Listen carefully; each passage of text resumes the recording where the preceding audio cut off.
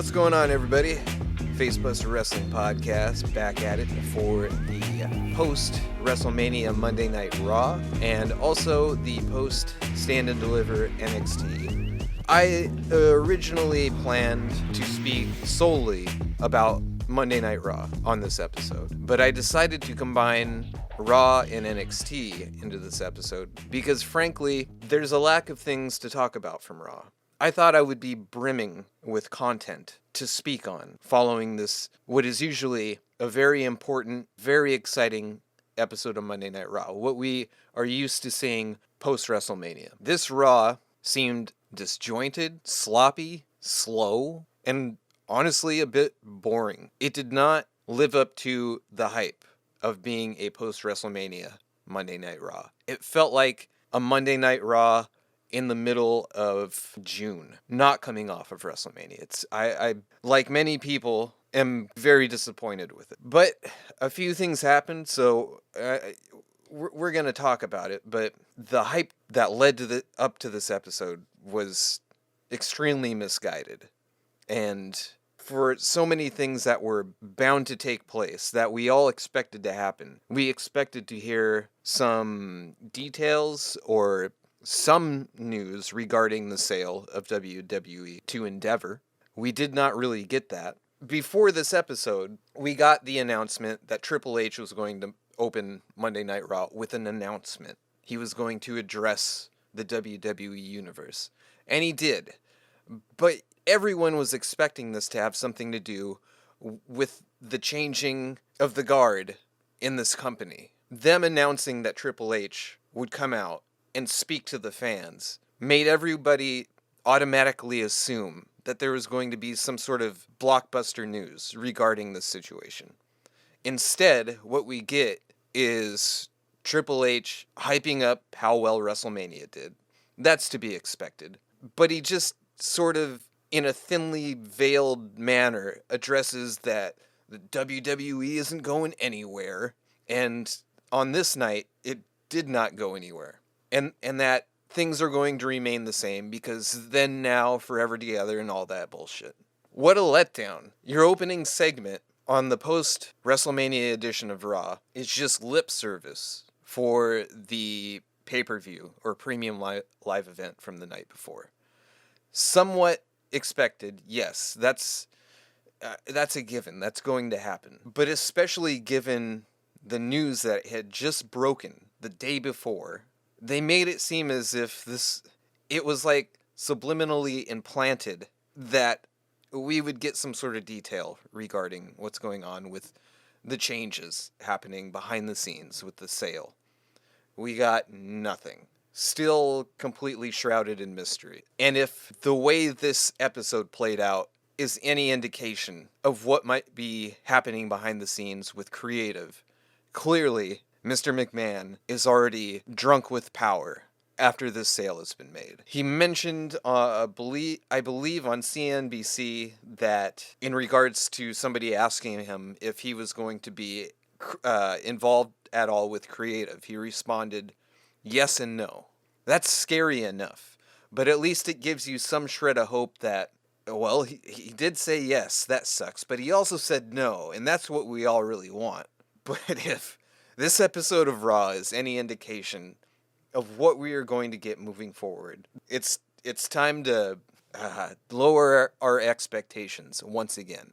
If the Triple H creative era is already over, then I, like a lot of you out there, am a little pissed off. Triple H made so many improvements to this product across the board. Fan interest was back, morale was up backstage, people were excited to go to work again. Creative made sense. It implemented depth and continuity.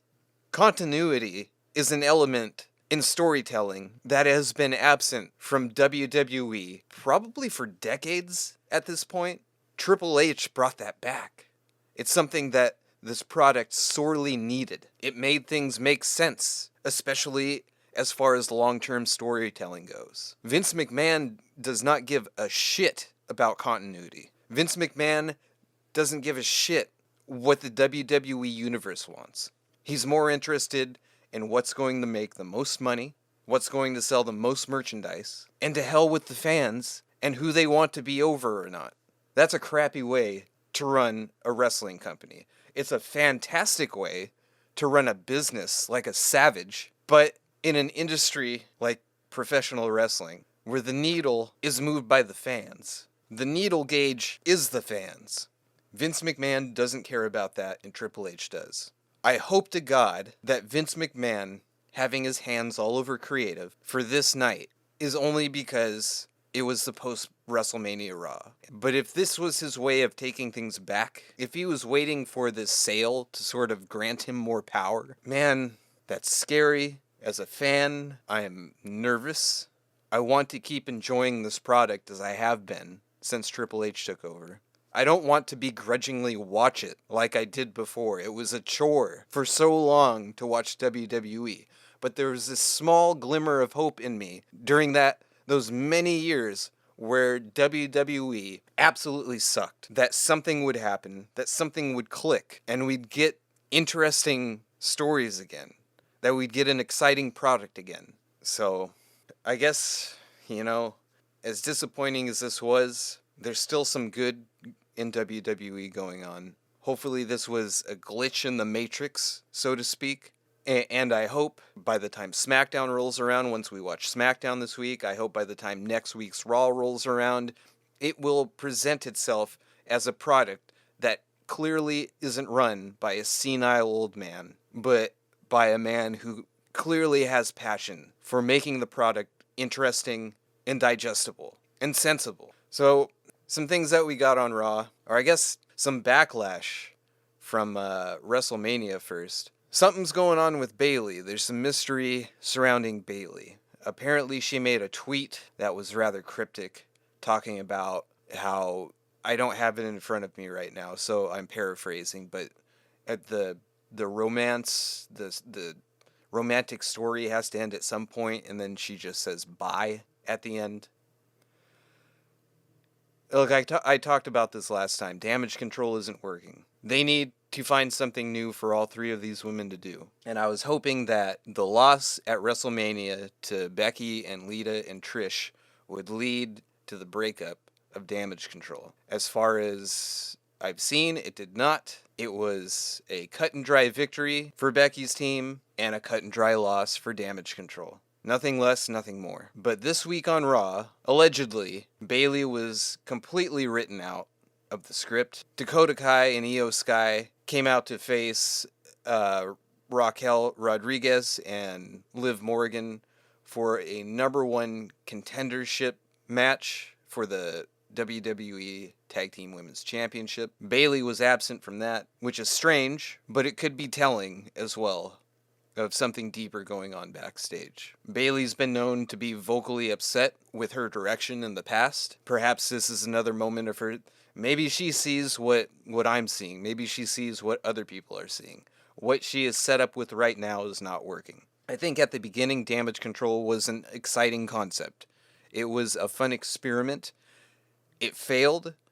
I think Bayley is smart enough to realize that at this point, and maybe WWE wants it to continue, and she's saying this is not good.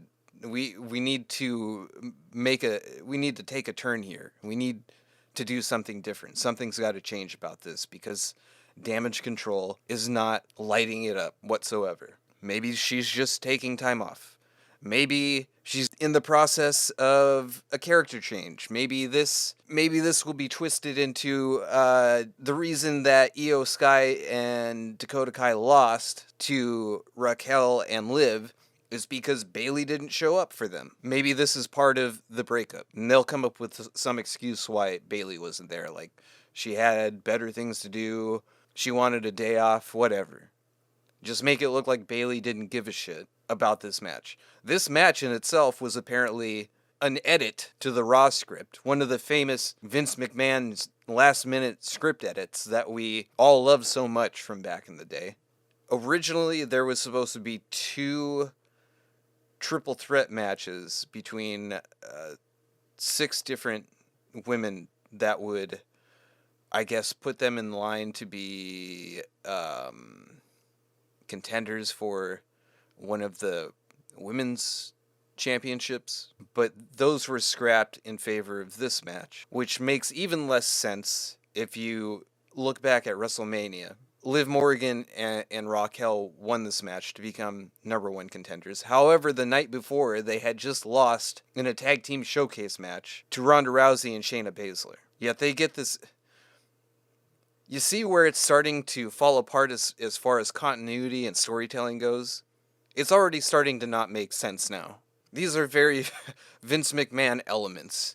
Why did Liv Morgan and Raquel get this shot if it was Ronda Rousey and Shayna Baszler that won the match against 3 other tag teams the night before? Shouldn't they get that shot against Damage Control? Why is Damage Control even in this? They just lost at WrestleMania 2. By all sensible accounts, Ronda Rousey and Shayna Baszler should be those new number one contenders, right? Apparently not. Apparently we're just going to brush that off like it never happened. Maybe that's why Bayley is going radio silent. Or at least posting cryptically on Twitter, perhaps alluding to her absence.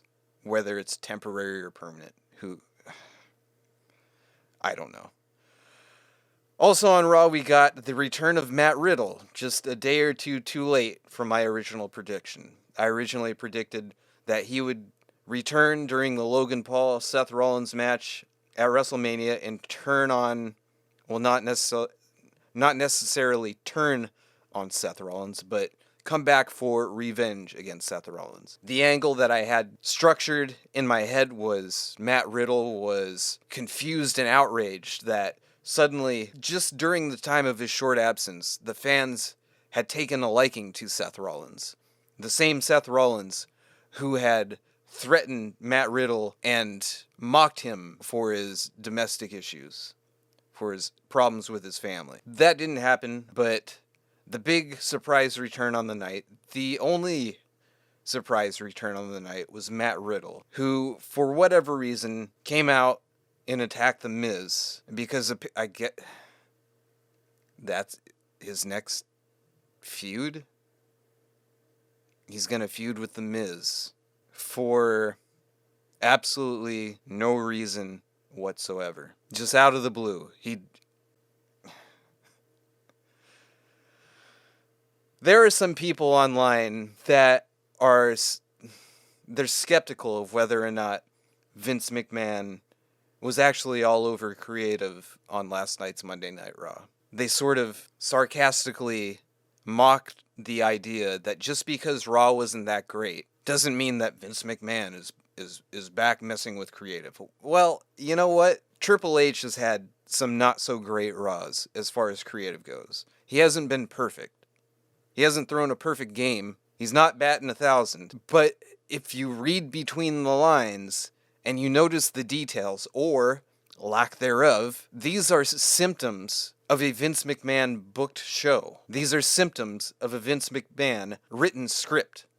Of a Vince McMahon written and torn up and rewritten and torn up and rewritten script. Storytelling at its worst.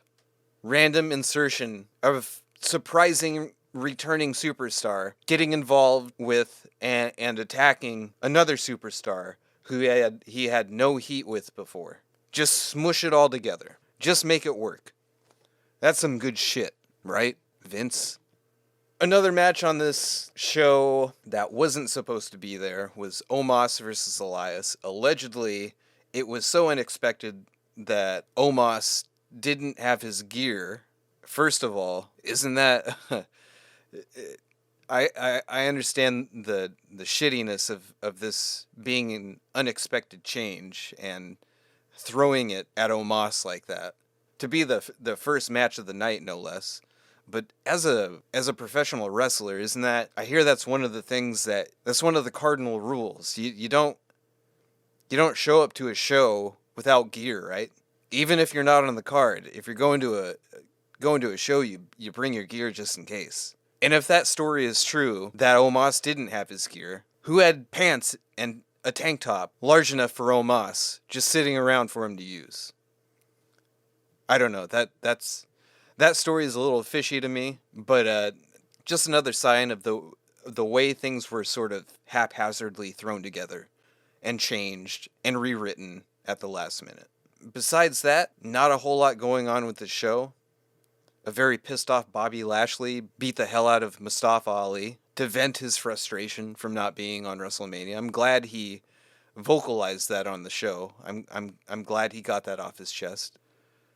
We get a showdown between Bianca and Rhea, kind of typical for a post WrestleMania Monday Night Raw. And of course, the biggest news of the night being Cody Rhodes challenging Roman Reigns to a rematch and being denied. Ultimately, if you don't want to give me a championship rematch tonight, let's do a tag team. Solo's here, I'll find somebody, whatever, and out comes Brock Lesnar. I had to ponder on this for a while after it had been made official, if I had even ever seen Brock Lesnar in a tag team match. And thankfully, Corey Graves mentioned that it has been since 2004 since Brock Lesnar was in a televised tag team match. That is over 20 years. Was this really going to happen? Well, we'd come to find out. As the teams were being introduced in the ring, Brock Lesnar would shockingly grab Cody Rhodes and F5 him, and then proceed to beat the shit out of him. Because why? Exactly. Just because. Apparently, Brock Lesnar has some sort of beef with Rhodes that we don't know about. We'll see where this goes, but man, it just stinks of, let's just have this happen. I mean, I guess Rhodes needs somebody to battle with, aside from Roman Reigns and the Bloodline. They've got to have other people involved that he can feud with. But it just left a lot to be desired. This whole episode of Raw left a whole lot to be desired. This was a complete and utter disappointment. No NXT call-ups. No real surprises besides Matt Riddle. Are they saving something for SmackDown? You don't save that stuff for SmackDown, though. You put that on the Raw after WrestleMania. And the fact that the only thing they had was Matt Riddle. There was no Randy Orton, no Shinsuke, no AJ Styles, no Ciampa. A lot of people were speculating Jay White showing up. I didn't think that was happening, but it's something. It'd be a surprise, that's for sure. F-, man. Just not a good show. And it gave me very little to talk about, which is why I'm also talking about NXT tonight instead of just Raw by itself. I wanted to be going off. I wanted to be going ham on Raw-related topics tonight. But they gave us jack. Nothing. There were more surprises on NXT tonight than there were on the Raw after WrestleMania. And if that's not telling, I don't know what is. This episode of Raw, universally shat on. Worst Raw was trending on Twitter for a while. Fire McMahon, I believe, was also trending on Twitter. This one stank, man. The only other unexpected thing to come out of this show was Damian Priest sending Bad Bunny through the announce desk with a chokeslam that looked very... It looked like it really hurt. Not because it was a well-executed chokeslam, but because it looked like it did not go well. It did not go as planned. It looked like it actually really hurt Bad Bunny. I don't know if that was just both of them doing a very good job at making it look realistic, but Bad Bunny legitimately flailed at the apex of Damian Priest bringing him up for that chokeslam and appeared to ragdoll on his way down through the table. It didn't look like a proper chokeslam through an announce table, is what I'm trying to say. Hopefully the dude isn't hurt. We know he's getting involved in Backlash in Puerto Rico. Very likely to be Dominic and Damian Priest versus Rey Mysterio and Bad Bunny. But we'll see. He might be a bit tore up. He might actually hurt himself on that. We'll see. I'm sure we'll see Bad Bunny again before Backlash, but other than that, Raw was garbage. So let's stop talking about Raw. let's talk about something that was actually a little better, actually much better, and that is NXT from tonight. And let me start off by saying, I told you so. It didn't happen the way that I thought it would, but Braun Breaker is finally an asshole. What I was hoping for him to do after the match at Stand and Deliver, he did tonight on NXT. It was a little janky because if you'll watch closely, things seem very respectful between him and Carmelo Hayes. To close out the night, Carmelo Hayes comes out to celebrate his victory with Trick Williams, and Carmelo proceeds to call out Braun Breaker to come to the ring so that he can give him his flowers, as he says. And he does exactly that. He's very respectful to Braun Breaker and thanks him for giving him a great match. Braun Breaker proceeds to say that I'm just passing the torch to you like Ciampa taught me to do. He taught me to do the right thing. That's what I'm doing. They shook hands. They hugged it out. And the one thing that doesn't make sense is Braun Breaker starts to leave. Melo's music hits. But with one foot out, Melo calls him back. And this is when the turn takes place. What doesn't make sense to me, and I'm really just nitpicking here, is if Melo doesn't call him back to get back into the ring so that he can shake his hand one more time, do we get the Braun heel turn? Does Braun attack him? Because Braun was leaving the ring.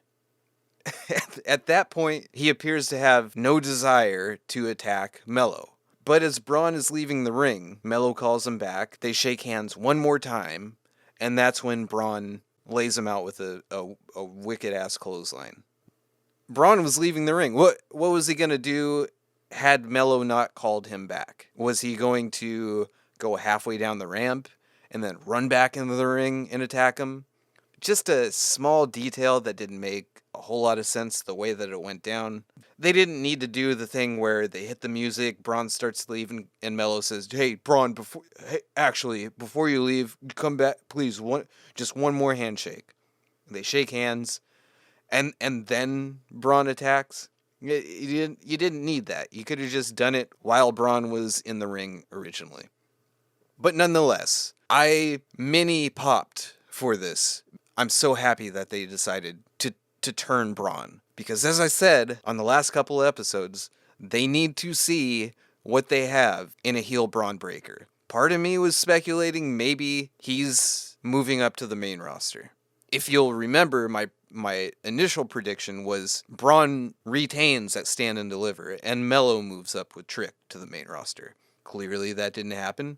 But since it happened this way, I wanted them to address, sometime soon, the fact that the fans were starting to turn on Braun. They were not cheering the guy as they had been in the early stages of his NXT title run. They started to turn on him. The act got stale. Again, just a month or so ago, Jinder mentioned it in an in-ring promo to Braun, to his face, in the NXT ring, that the fans were starting to turn on him. This was something that was acknowledged on television, on NXT. Clearly there was some wheels turning on this a while ago. So I'm just happy that in NXT, continuity is still a thing. Apparently Vince McMahon hasn't spent much time in Florida. So now we get to see how much of a badass heel Braun Breaker can be. And he needs that. NXT knows he needs that. He needs to show all facets of his character. What can he do? What does he do well? Who knows? Maybe he's a better heel than he was a face. Now Carmelo appears to be sort of I wouldn't call him a tweener, but he's like a cool guy babyface. He's not somebody he's not a clap and stomp kind of guy, but the fans love him. And clearly that's the direction that they wanted Melo's character to go. Just based on the fact that the fans started to pull for him. So now we get asshole Braun Breaker. Thank you, Shawn Michaels. This needed to happen, and I'm just happy to see that it actually took place. And I'm finally excited to see Braun Breaker again, just to see what kind of dude he is from here on out. But elsewhere on the show, we actually had a couple of surprise returns. We had Cora Jade came back and attacked Indy Hartwell. I guess she was out with a minor injury. That's why we haven't seen her in a while. Noam Dar, who, believe it or not, complete honesty here.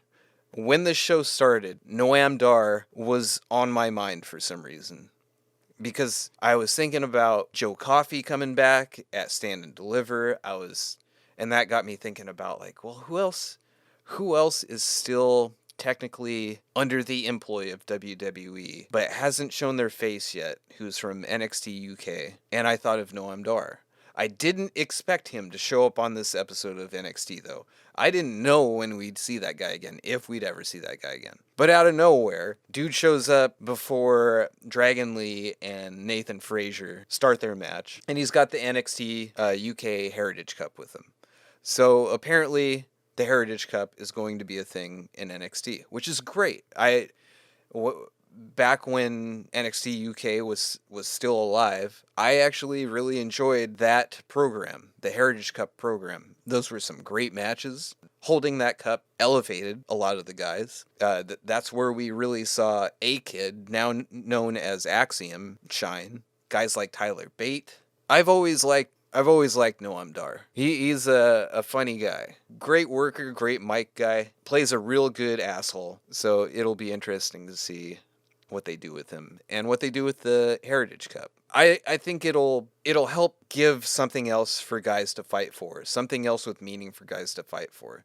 Yeah, they have the North American Championship, but NXT has a surprisingly high amount of people on this roster. So giving other guys a chance to fight for a prize in the NXT Heritage Cup is a good thing, I believe. And the match format it's a breath of fresh air, and I think it'll be interesting on NXT USA programming as it was on NXT UK programming.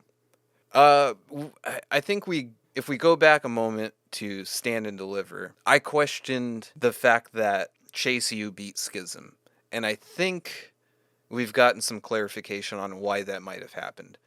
Apparently, Jagger Reed and Rip Fowler, formerly known as James Drake and Zach Gibson, formerly the Grizzled Young Veterans, they have requested their release, and I'm seeing on one source is saying that it was granted. However, when I click on that source, that tweet has been deleted. So I'm not sure if that is actually true. However, why wouldn't they grant them their release? They haven't done a whole lot. I'm not a big fan of James Drake, aka Jagger Reed. I never got too excited to see him. I did like Zach Gibson, aka Rip Fowler, and I really thought they underutilized that guy. But I see no reason why NXT or WWE wouldn't grant these guys a release.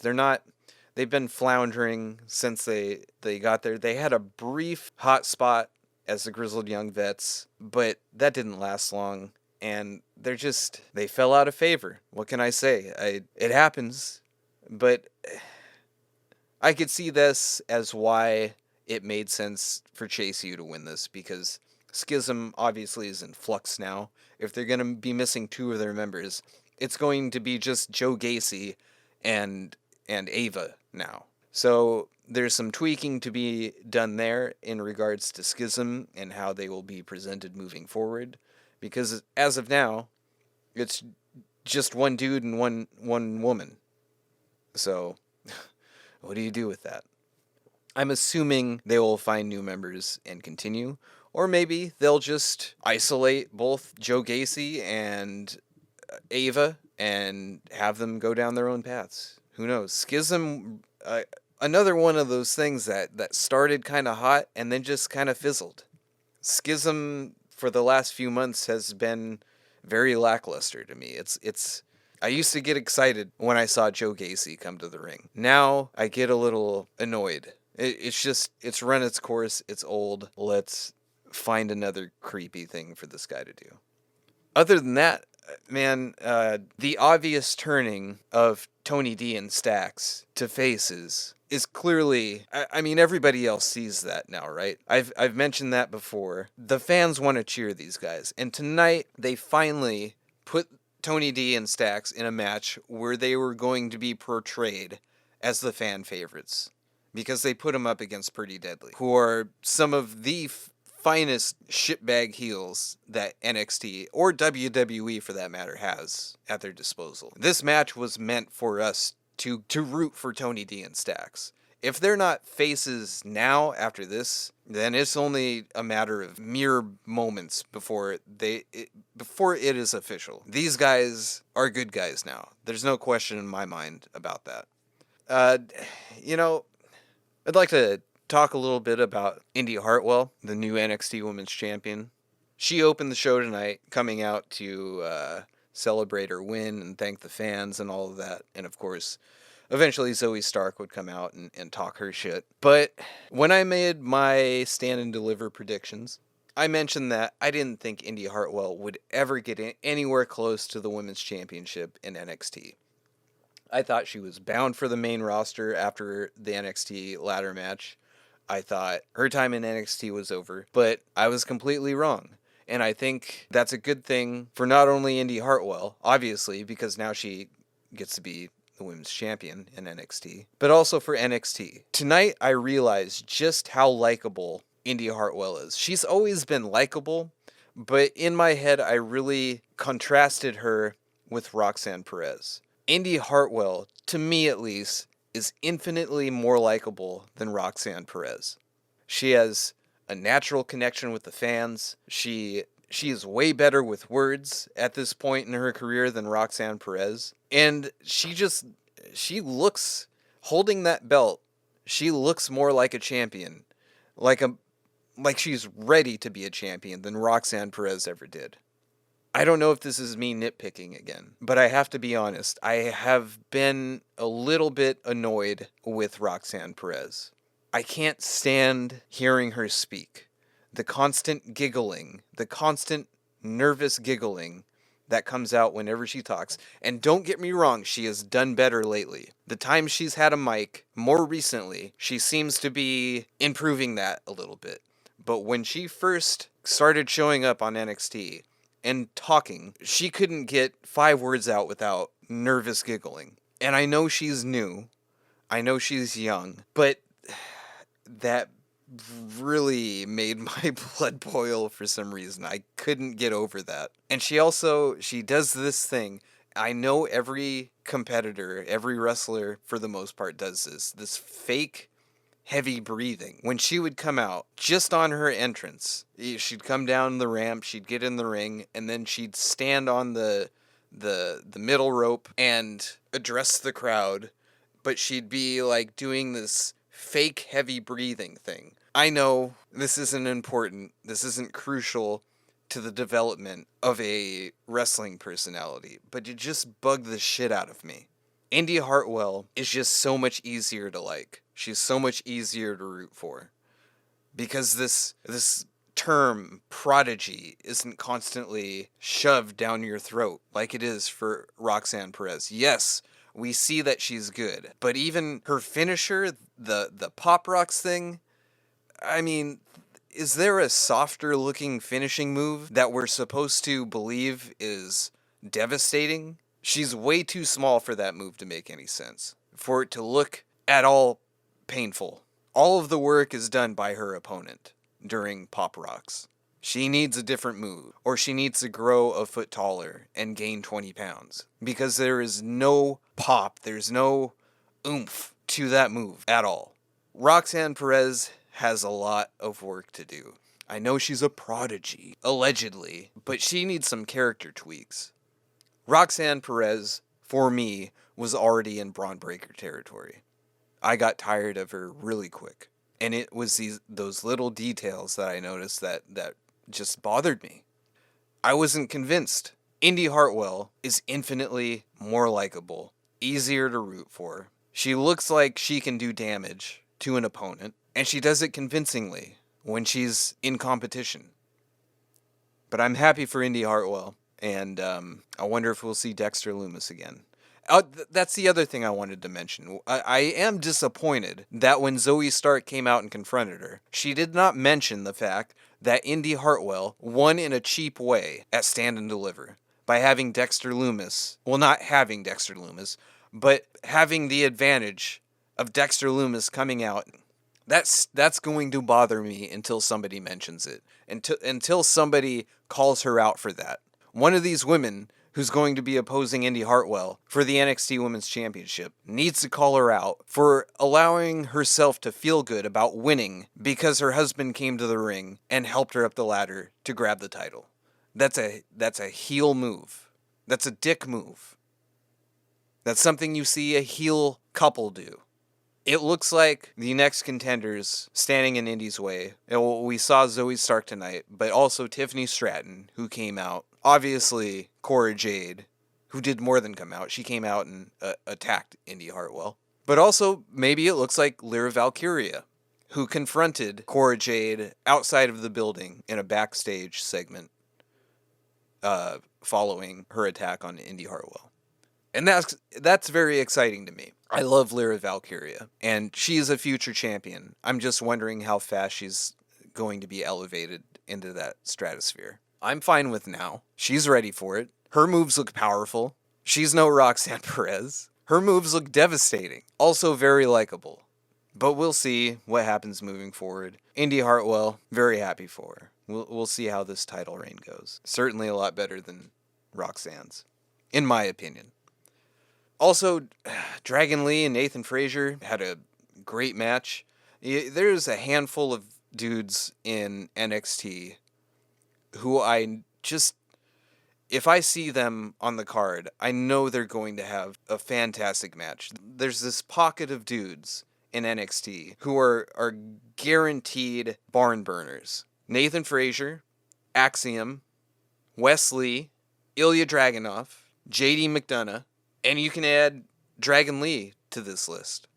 Those are 6 guys who, if I see them anywhere on the card for a match, I know I'm watching closely, because it's going to be fucking great.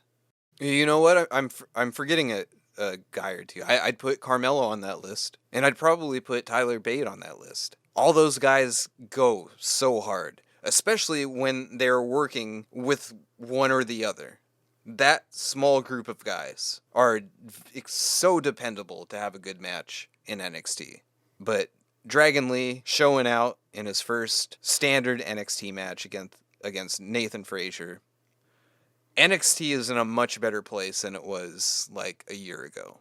During the 2.0 stuff, when the last crop of guys finally all made it out, went to the main roster, the Garganos, the Ciampas, it was rough for a while. It was really rough when we were getting like Duke Hudson as a poker player, and it wasn't very good for a while. But there is a strong group of dudes who give me hope for NXT, and I think it's going to continue to get better and be maybe not on par with old school NXT, the Kevin Owens, Sami Zayn, Shinsuke, Finn Balor days, but it's starting to turn up, and I'm excited for that. But anyway, that's all I really got for tonight. Again, pretty convenient adding Raw and NXT together on account of Raw being so terrible. I really hope Vince McMahon was a one-night thing. If indeed it was Vince McMahon, there's always a chance it could have just been an off night for Triple H, but too many signs point to Vince having his weird mustache all over this one. Raw stank, man. But let's see what happens on SmackDown before we rush to any final judgments. Hopefully, this is a one-off. Maybe they were just tired after WrestleMania. I'm willing to give them a chance. I've been here this long, so let's just see. Please, Vince, please go away forever. Signed, The Fans and Facebuster Wrestling Podcast. I'll talk to you later, everybody. Take care.